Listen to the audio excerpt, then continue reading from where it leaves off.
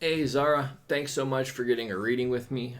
That's a very pretty name, by the way. I don't know that I've ever heard that. So, real quick, I'd like to tell everybody that the cards show the most likely outcome as things stand now.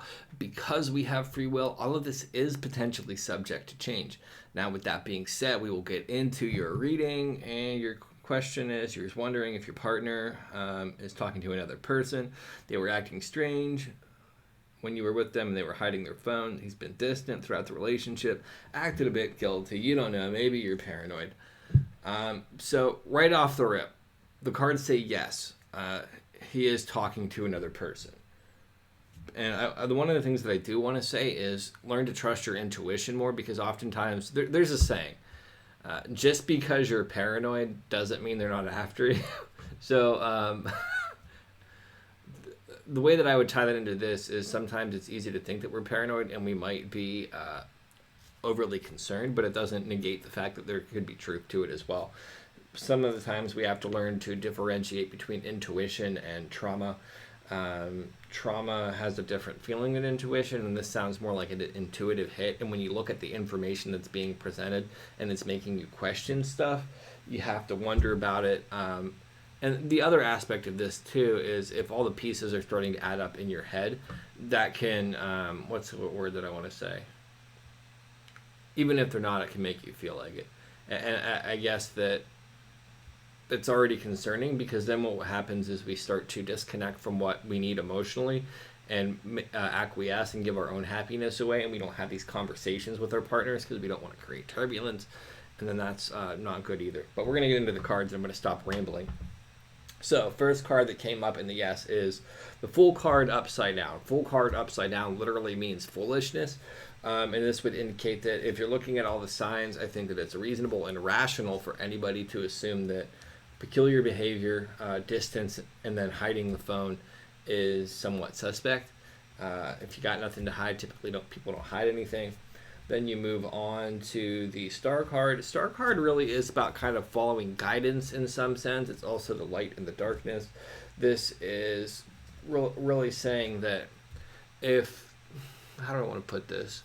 If they are, it's actually for the better. If you're starting to pick up on it, and I know that that's really easy to say on the offset of things, but if they are and you're starting to pick up on it, you can actually free yourself from the situation and move on. And it's also showing that you're taking more self-respect for yourself if you move forward from it. Because a lot of times people stay in those relationships because they think that they deserve to be treated that way or that they won't find anybody else. So use that as a tool to help you move forward. Ace of Cups comes up. Ace of Cups is really about this deep emotional connection. And what's the other word that I really want to use here? Compassion and intimacy. And here's the way that I would approach this situation, I guess, is how I would tie it into this. Have a conversation about it and then see how they respond. Because it could either be this gaslighting thing, it could be them trying to reach out and like really understand why you feel that way. Use that and use your intuition to navigate it. And if you don't feel that you can have this conversation or raise those concerns, then they're obviously not the right person for you anyhow, and you should move on. Anyhow, I drew a couple more cards just to clarify this. So I do what's called a quintessence card. 0 plus 17 plus 1 is 18. 18 is the minor quintessence card where it's not reduced. And that is the moon card. Moon card really is about things underneath the surface. So these deeper fears that are underneath our emotions. And this is saying you might need to look at some of that.